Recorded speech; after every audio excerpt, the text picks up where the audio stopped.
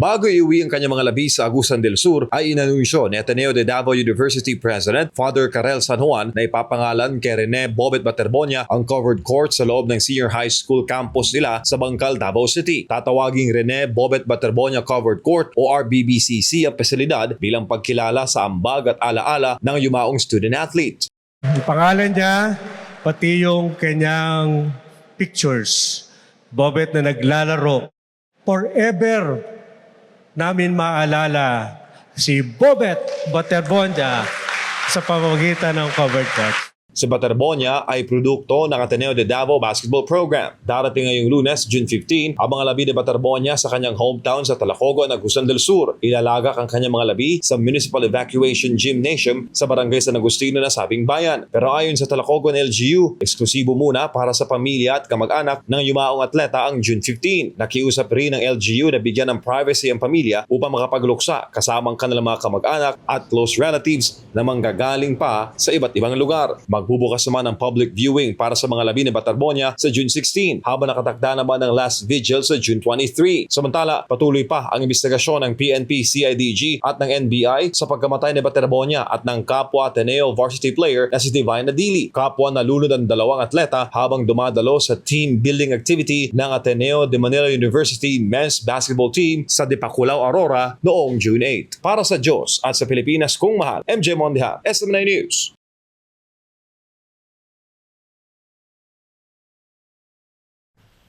Formal na inilunsad ng Department of Labor and Employment Region 7 ang Project 20,000 Jobs sa pangunguna ni Regional Director Attorney Roy Buenafe na layong palakasin ang job generation at bawasan ang unemployment sa rehiyon. Today, ato yung officially gi-publicize nato ang inisyatiba sa Department of Labor and Employment and its partner agencies diri sa Region 7 ang atong Project 20,000 Jobs.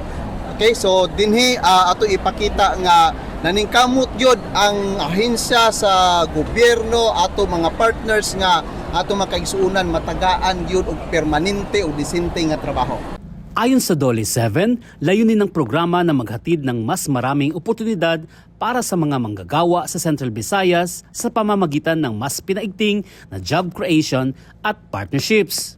Kabilang sa mga binanggit na hamon ang pagtaas ng unemployment rate na inuugnay sa mabagal na implementasyon ng ilang proyekto ng pamahalaan at kakulangan ng agarang trabaho. Medyo dunatay gamay nga challenge ang atong unemployment rate no kay nitaas ni. But we are expecting after this month no mo roll out ang mga projects sa gobyerno unya mosulod pod ang mga nagkadaiya nga investments unya. We are hopeful nga in the next quarter mutaas na pod ang atong employment rate o muubos na pod ang atong unemployment.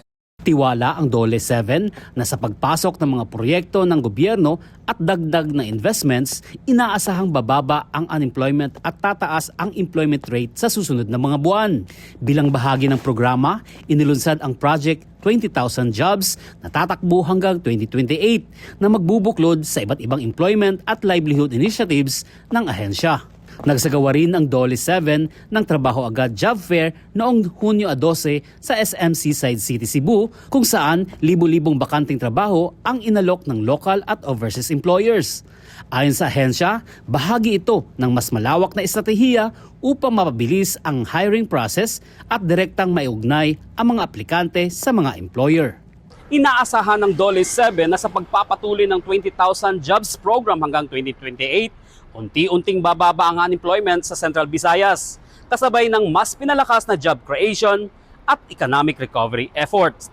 Mula dito sa Cebu, para sa Diyos at sa Pilipinas nating mahal, Jim Riviosa, SMNI News. Inatasan ni Pangulong Ferdinand Marcos Jr. ang Kongreso na magtipon sa isang special session sa Hunyo 17. Layunin itong agarang talakayin at may pasa ang mga prioridad na panukalang batas na may kinalaman sa social protection, edukasyon at kalusugan. Bahagi rin ito ng pagsisikap ng pamahalaan na matugunan ang mga hamon sa enerhiya at ang epekto ng mga kalamidad sa bansa. Sa ilalim ng Proclamation No. 1318, ipinag-utos ng Pangulo sa Kongreso na aksyonan ang mga mahalagang panukalang batas na nananatiling nakabinbin kahit na sa mga huling yugto na ng proseso ng legislasyon. Ayon sa Malacanang, ang hakbang ay alinsunod sa Section 15, Article 6 ng 1987 Constitution na nagbibigay kapangyarihan sa Pangulo na ipatawag ang Kongreso sa special session anumang oras upang tugunan ang mga usaping nangangailangan ng agarang aksyon. Nagsalita na po ang Pangulo. Get back to work.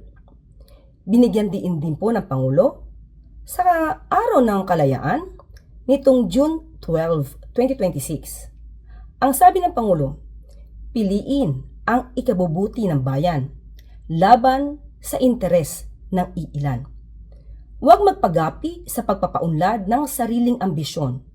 Idinagdag ng Pangulo na hindi maaring huminto ang pagtugon ng pamahalaan sa pangangailangan ng mamamayan kahit hindi regular na nakasesyon ang Kongreso.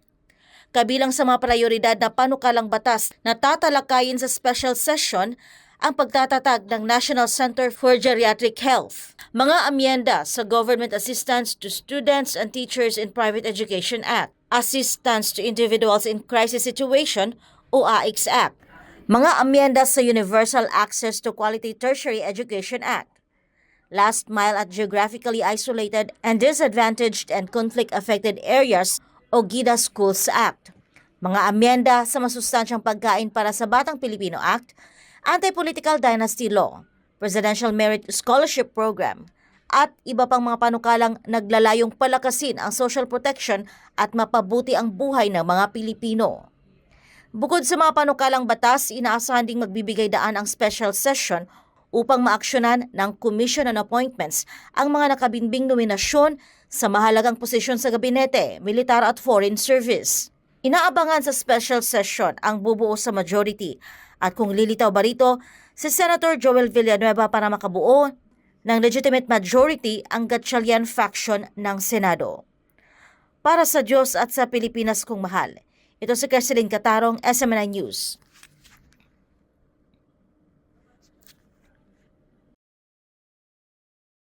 Tinalo ng Gilas Youth ang Thailand sa Chan Kapo Gymnasium upang tapusin ang torneo na walang bahid ng pagkatalo. Pinangunahan ni Joaquin Tovera ang opensa ng Pilipinas habang nagambag din sina Patrick Pasinos at Ethan Aguas para selyuhan ang panalo. Ito na ang ikalawang pagkakataon na dinomina ng Gilas ang Thailand sa torneo matapos din silang manaig sa kanilang group stage match. Bago ang finals, tinalo rin ng Gilas ang Vietnam, Singapore at Malaysia upang tapusin ang SIBA qualifiers na may perpektong 5 panalo.